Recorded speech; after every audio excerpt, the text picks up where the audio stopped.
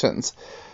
Oh, thank you so much, and I'm so pleased you saw it in the cinema with some other people, because that's how it was intended to be seen. So, Nicky, tell us a little bit about how you became involved with this film in the first place. So it was way back in 2013, end of 2013, beginning of 2014. I got an email from a guy called Christopher Bunton, and it was a random email, and it just said that he had this amazing story in his family, and he thought maybe it could be a film. And I do tend to get kind of lots of email submissions like this, and I don't always have time to look at them, but then there was just a really short paragraph about this major art theft in his family and the story of his family. And I thought, oh my goodness, that sounds incredible. So it immediately caught my eye, and I thought it's just too good to be true, though. I'm sure that this can't all have actually happened. So I did a bit of research and looked into it all, and everything he said checked out. So I just I jumped on the story straight away, and I negotiated a deal with Christopher Bunton and with his surviving relatives for the life rights to their story. Was it a very... So that was the beginning. Was it a very big story at the time? Because I spoke to a couple of friends who are from the UK and grew up in the UK, and I told them about the film and said they should go and see it, and they said that they couldn't remember the story happening. Was it a big story at the time? So at the time, it was actually a huge story. It was front page news. It was the first art heist, the first big theft in the UK, and the first and last from the National Gallery. So it was a really big deal, and the painting was the most famous painting in the country at the time. But because it was such an embarrassment to the government and the police and the gallery and the whole establishment, they really swept it under the rug.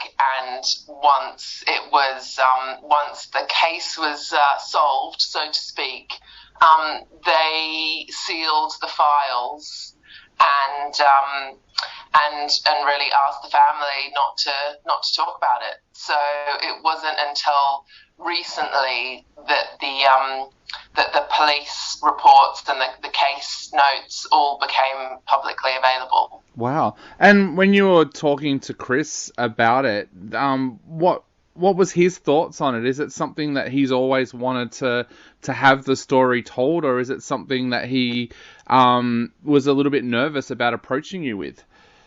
No, well, it's really interesting because actually it wasn't even a story that he knew much about. He's Captain Bunton's grandson, and even within his family, it had ended up being this source of shame, because, you know, they're kind of just a regular family that got thrown into the spotlight, and obviously being associated with a mastermind criminal such as his grandfather, it wasn't something that they really talked about or were very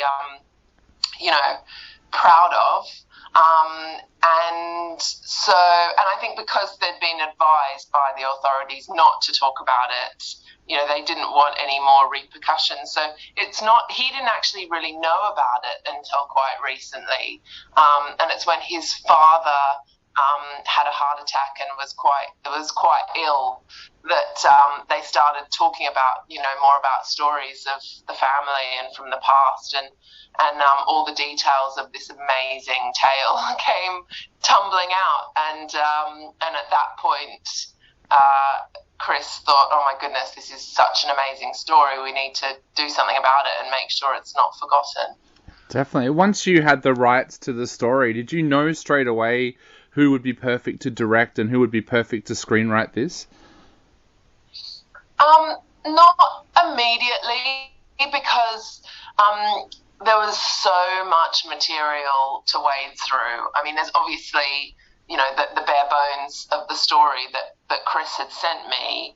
But then I had, Kempton wrote memoirs that no one had ever read before, but I obviously read them all. He wrote plays. There was a lot of newspaper articles from the time. I had thousands and thousands of pages of archive from the National Archives to go through, the court transcripts, as well as all the case notes.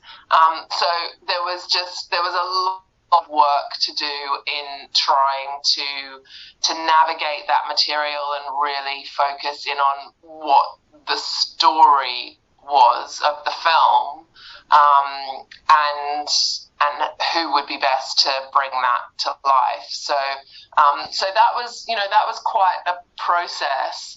But eventually, when we approached Richard Bean and Clive Coleman to write the script, they were just absolutely the perfect pair, because they've both got a background in theatre and particularly comedy writing, and Richard's most famous for his play One Man, Two Governors, but Clive was a former barrister and used to be the legal correspondent at the BBC. So for all of that, it just felt like we had a really good, perfect combination of all the warmth and humour and heart that we needed for the family story, as well as all the kind of pomp and ceremony for the other side of it, which was all about the establishment. Definitely. It was one of the things that hit me when I was watching the film, was that there was elements of comedy in there, but at the same time, it was such a heartfelt and beautiful story. You can't help but falling in love with Kempton when you watch the film. How important was that to you, to capture those heartfelt moments, but to mix a little bit of comedy in there as well? Well, it was really important, because even though what's most striking about the story at first glance is this really audacious art heist, this isn't a heist movie.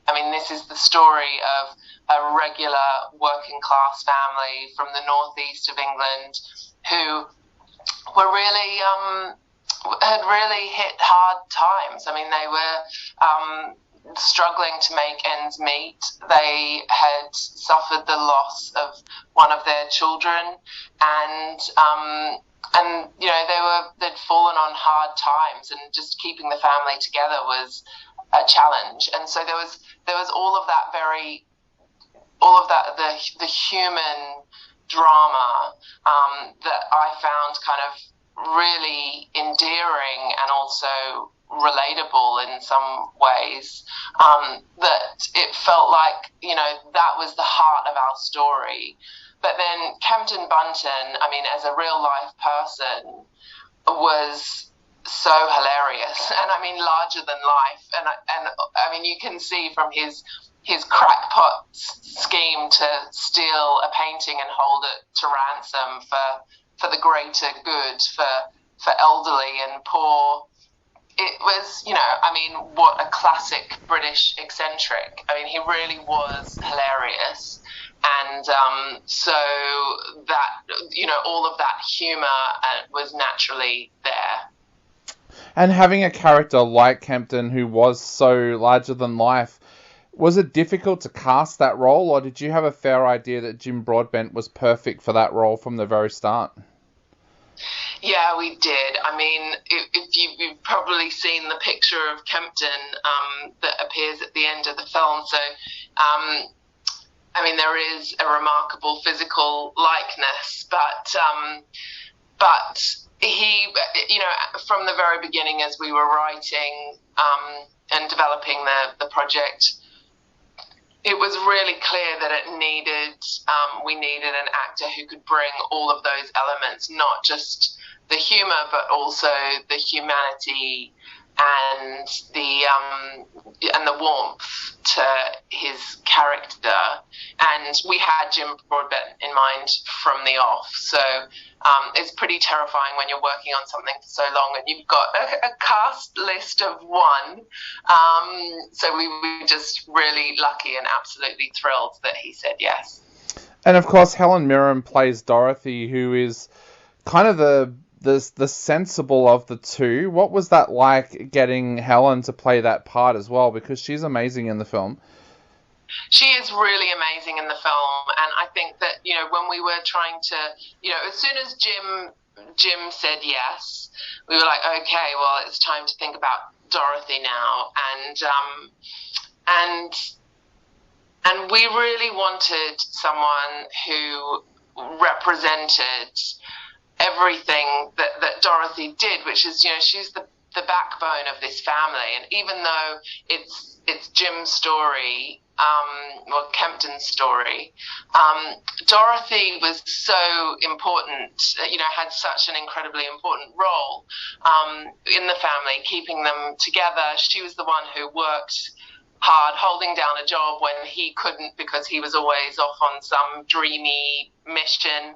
And so I really wanted a fierce and phenomenal actress to play Dorothy, because the history books might have had us forget her. There's a lot written about Kempton and his crazy antics, but behind the scenes was an amazing mother and wife, and so it seemed fitting that we would reach for an amazing actress, and it was just wonderful that Helen agreed and agreed to roll up her sleeves and take on that role of a domestic cleaner with no makeup and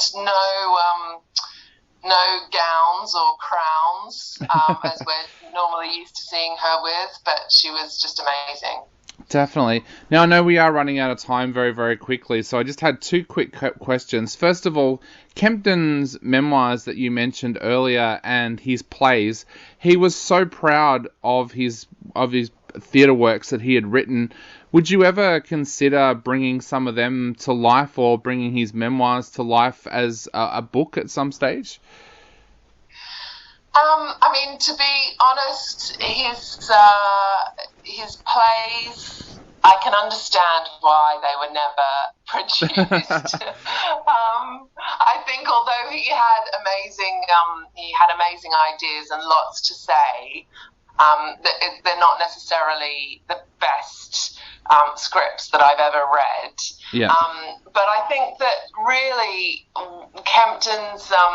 Kempton's performance, his stage was really in Court 1 of the Old Bailey, which is what you see in the final act of the film, that he, despite the fact that he didn't really have an outlet for his writing, and he didn't really have an audience for all the things he wanted to say, he was not going to miss that opportunity to take centre stage in the witness stand, and that's what he did so brilliantly. Definitely. And Nicky, to finish up, what would you like to say to everybody out there before they head along and check out this amazing film? I'd just like to say that we made this film with a lot of love, and I think that if you're looking for an uplifting story that will make you laugh and cry, then you could do no better than going along to see The Duke and really enjoying it in a cinema with an audience of people, because it's all about community and how we can look after each other. So go along to the cinema and have a laugh.